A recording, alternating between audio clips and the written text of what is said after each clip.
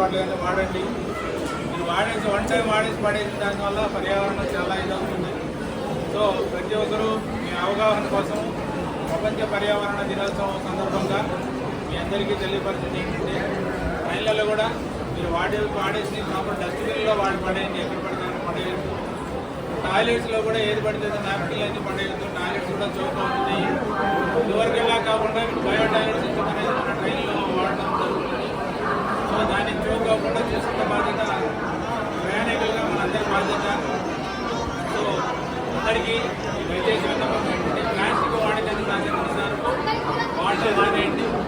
ఇళ్ళల్లో మీ స్టోరేజ్ కూడా ప్లాస్టిక్ క్యాన్లు కాకుండా స్టీల్ క్యాన్లు కానీ గాజు వస్తువులు కానీ ఇచ్చేయండి.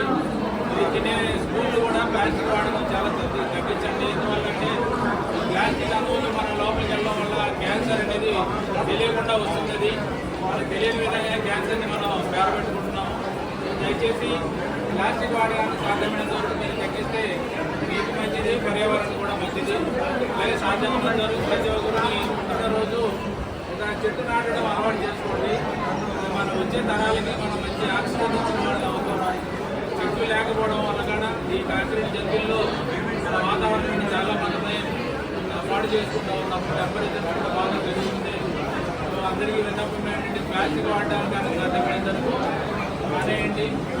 ఇళ్ళ దగ్గర కూడా ప్లాస్టిక్ వాడడానికి కాలువలు వేయడం వల్ల కాలువలు చోటు ఉంది. ఆ డ్రైనేజ్ కూడా మనం శుభ్రం చేసుకోవాలంటే పరిస్థితి ఏర్పడుతుంది. కాబట్టి దయచేసి ప్లాస్టిక్ మాత్రం